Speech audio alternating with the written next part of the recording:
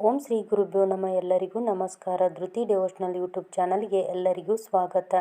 ಇವತ್ತಿನ ಈ ವಿಡಿಯೋದಲ್ಲಿ 2026ನೇ ವರ್ಷದ ಜ್ಯೇಷ್ಠ ಬಹುಳ ಯೋಗಿನಿ ಏಕಾದಶಿ ಯಾವ ದಿನ ಆಚರಿಸಬೇಕು ಎಂಬ ಗೊಂದಲಕ್ಕೆ ಸಂಪೂರ್ಣವಾದಂಥ ಸ್ಪಷ್ಟನೆಯನ್ನು ಇವತ್ತಿನ ಈ ವಿಡಿಯೋದಲ್ಲಿ ನೀಡಲಿದ್ದೇನೆ. ಸಾಕಷ್ಟು ಜನರಿಗೆ ಈ ಜುಲೈ 10ನೇ ತಾರೀಖ ಅಥವಾ 11ನೇ ತಾರೀಖ ಎಂಬ ಪ್ರಶ್ನೆ ಬರುತ್ತಾ ಇದೆ. ಅದಕ್ಕೆ ಕಾರಣವೆಂದರೆ ಕೆಲವು ಕ್ಯಾಲೆಂಡರ್ಗಳಲ್ಲಿ ಜುಲೈ 10 ಎಂದು ಇದ್ದರೆ ಇನ್ನು ಕೆಲವು ಪಂಚಾಂಗಗಳಲ್ಲಿ ಜುಲೈ 11 ಎಂದು ತೋರಿಸಲಾಗುತ್ತಿದೆ. ಮತ್ತು ಕೆಲವು ಪಂಚಾಂಗಗಳಲ್ಲಿ 2 ದಿನಾಂಕಗಳನ್ನು ಉಲ್ಲೇಖಿಸುವುದರಿಂದ ಭಕ್ತರಲ್ಲಿ ಸಹಜವಾಗಿಯೇ ಗೊಂದಲ ಉಂಟಾಗಿದೆ. ಹಾಗಾದರೆ ನಿಜವಾಗಿ ಯಾವ ದಿನ ಯೋಗಿನಿ ಏಕಾದಶಿಯನ್ನು ನಾವು ಆಚರಿಸಬೇಕು? ಈ ವಿಡಿಯೋವನ್ನು ಕೊನೆಯವರೆಗೂ ನೋಡಿ. ನಿಮ್ಮ ಎಲ್ಲ ಗೊಂದಲಗಳಿಗೆ ಶಾಸ್ತ್ರೋಕ್ತವಾದಂಥ ಉತ್ತರ ಸಿಗಲಿದೆ. ಮೊದಲು ಒಂದು ಮುಖ್ಯ ವಿಷಯವನ್ನು ತಿಳಿದುಕೊಳ್ಳೋಣ. ಹಿಂದೂ ಧರ್ಮಗಳಲ್ಲಿ ಏಕಾದಶಿಯನ್ನು ಮುಖ್ಯವಾಗಿ 2 ಸಂಪ್ರದಾಯಗಳ ಪ್ರಕಾರ ಆಚರಿಸಲಾಗುತ್ತದೆ. ಮೊದಲನೆಯದು ಸ್ಮಾರ್ತ ಸಂಪ್ರದಾಯ, ಎರಡನೇದು ವೈಷ್ಣವ ಸಂಪ್ರದಾಯ. ನೀವು ನಿಮ್ಮ ಕುಟುಂಬದಲ್ಲಿ ಅಥವಾ ನಿಮ್ಮ ಗುರುಗಳು, ಮಠ ಅಥವಾ ಪಂಚಾಂಗದ ಪ್ರಕಾರ ಯಾವ ಸಂಪ್ರದಾಯವನ್ನು ಅನುಸರಿಸಿಕೊಂಡು ಬಂದಿದ್ದೀರೋ ಅದೇ ಸಂಪ್ರದಾಯದ ಪ್ರಕಾರವೇ ಏಕಾದಶಿ ವ್ರತವನ್ನು ಆಚರಿಸಬೇಕು. ಮಧ್ಯದಲ್ಲಿ ಬದಲಾಯಿಸುವಂತಹ ಅವಶ್ಯಕತೆ ಇರುವುದಿಲ್ಲ. ಈಗ ಸ್ಮಾರ್ತ ಸಂಪ್ರದಾಯದ ಪ್ರಕಾರ ನೋಡೋದಾದರೆ 2026ರಲ್ಲಿ ಸ್ಮಾರ್ತ ಯೋಗಿನಿ ಏಕಾದಶಿ ಜುಲೈ 10 ಶುಕ್ರವಾರದಂದು ಆಚರಿಸಲಾಗುತ್ತದೆ. ಏಕಾದಶಿ ತಿಥಿಯು ಜುಲೈ 10ರಂದು ಬೆಳಗ್ಗೆ ಪ್ರಾರಂಭವಾಗಿ ಸುಮಾರು 8 ಗಂಟೆ 60 ನಿಮಿಷಕ್ಕೆ ಆರಂಭವಾಗಿ ಜುಲೈ 11ರಂದು ಬೆಳಿಗ್ಗೆ ಸುಮಾರು 5 ಗಂಟೆ 22 ನಿಮಿಷಕ್ಕೆ ಮುಕ್ತಾಯವಾಗುತ್ತದೆ. ಆದ್ದರಿಂದ ಸ್ಮಾರ್ತ ಸಂಪ್ರದಾಯವರು ಜುಲೈ 10ರಂದು ಉಪವಾಸ ಮಾಡಿ ವಿಷ್ಣುವಿನ ಆರಾಧನೆ ಮಾಡಬೇಕು. ಇನ್ನು ಪಾರಣೆಯ ಸಮಯದ ಬಗ್ಗೆ ಮಾತನಾಡುವುದಾದರೆ ಪಾರಣೆಯನ್ನು ಜುಲೈ 11ರಂದು ಹರಿವಾಸರ ಮುಗಿದ ನಂತರ ಮಾಡಬೇಕು. ಹರಿವಾಸರ ಸಮಯ ಬೆಳಿಗ್ಗೆ ಸುಮಾರು 10 ಗಂಟೆ 32 ನಿಮಿಷದವರೆಗೆ ಇರುತ್ತದೆ. ಆದ್ದರಿಂದ ಆ ಸಮಯ ಮುಗಿದ ನಂತರವೇ ಪಾರಣೆ ಮಾಡಬೇಕು. ಪಂಚಾಂಗದ ಪ್ರಕಾರ ಮಧ್ಯಾಹ್ನ ಸುಮಾರು 1 ಗಂಟೆ 42 ನಿಮಿಷದಿಂದ 4 ಗಂಟೆ 16 ನಿಮಿಷದೊಳಗೆ ಪಾರಣೆ ಮಾಡುವುದು ಉತ್ತಮ. ಈಗ ವೈಷ್ಣವ ಸಂಪ್ರದಾಯದ ಬಗ್ಗೆ ತಿಳಿದುಕೊಳ್ಳೋಣ. ವೈಷ್ಣವ ಸಂಪ್ರದಾಯದವರು ಬೆಳಗ್ಗೆ 11 ಶನಿವಾರ ಯೋಗಿನಿ ಏಕಾದಶಿಯನ್ನು ಆಚರಿಸುತ್ತಾರೆ.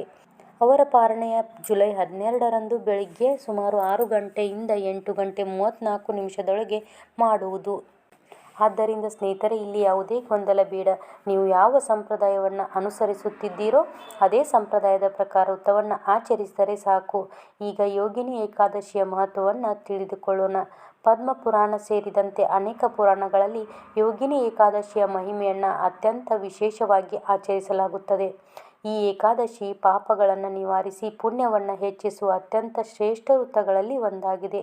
ಒಮ್ಮೆ ಕುಬೇರನ ಆಸ್ಥಾನದಲ್ಲಿ ಹೇಮಮಾಲಿ ಎಂಬ ಗಂಧರ್ವನು ಸೇವೆ ಮಾಡುತ್ತಿದ್ದನು. ಪ್ರತಿದಿನ ಶಿವನ ಪೂಜೆಗೆ ಮಾನಸ ಸರೋವರದಿಂದ ಹೂಗಳನ್ನು ತಂದು ಕೊಡಬೇಕಾಗಿತ್ತು. ಆದರೆ ಒಂದು ದಿನ ಪತ್ನಿಯ ಮೇಲಿನ ಮೋಹದಿಂದ ತನ್ನ ಕರ್ತವ್ಯವನ್ನು ಮರೆತನು. ಇದರಿಂದ ಕುಬೇರನು ಕೋಪಗೊಂಡು ಅವನಿಗೆ ಭಯಾನಕ ಕುಷ್ಠರೋಗದ ಶಾಪವನ್ನು ನೀಡಿದನು. ನಂತರ ಹೇಮಮಾಲಿ ಅರಣ್ಯದಲ್ಲಿ ಅಲೆದಾಡುತ್ತಾ ಮಾರ್ಕಂಡೇಯ ಮಹರ್ಷಿಯನ್ನು ಭೇಟಿಯಾದನು. ತನ್ನ ದುಃಖವನ್ನು ತಿಳಿಸಿದಾಗ ಮಹರ್ಷಿಗಳು ಯೋಗಿನಿ ಏಕಾದಶಿ ವ್ರತವನ್ನು ಆಚರಿಸಲು ತಿಳಿಸಿದರು.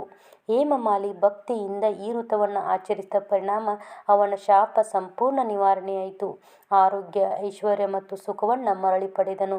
ಈ ಕಥೆಯ ಮೂಲಕ ಯೋಗಿನಿ ಏಕಾದಶಿಯ ಮಹಿಮೆ ಎಷ್ಟು ಅಪಾರವಾಗಿದೆ ಎಂದು ತಿಳಿಯುತ್ತದೆ.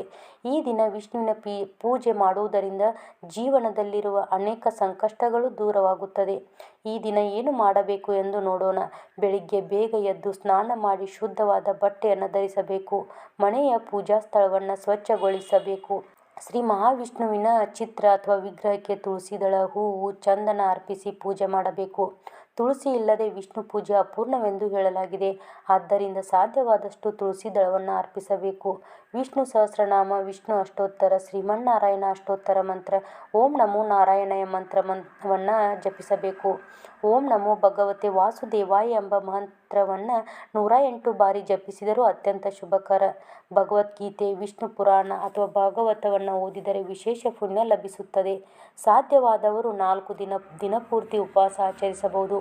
ಆರೋಗ್ಯದ ಸಮಸ್ಯೆ ಇರುವವರು ಹಣ್ಣು, ಹಾಲು ಅಥವಾ ಫಲಾಹಾರ ಸೇವಿಸಿ ಭಕ್ತಿಯಿಂದ ವ್ರತವನ್ನು ಆಚರಿಸಬಹುದು. ಸಂಜೆ ದೀಪ ಹಚ್ಚಿ ವಿಷ್ಣುವಿಗೆ ನೈವೇದ್ಯ ಅರ್ಪಿಸಿ ಆರತಿ ಮಾಡಬೇಕು. ಬಡವರಿಗೆ ಅನ್ನದಾನ, ವಸ್ತ್ರದಾನ ಅಥವಾ ಸಾಧ್ಯವಾದಷ್ಟು ದಾನ ಮಾಡಿದರೆ ವ್ರತದ ಫಲ ಇನ್ನಷ್ಟು ಹೆಚ್ಚುತ್ತದೆ.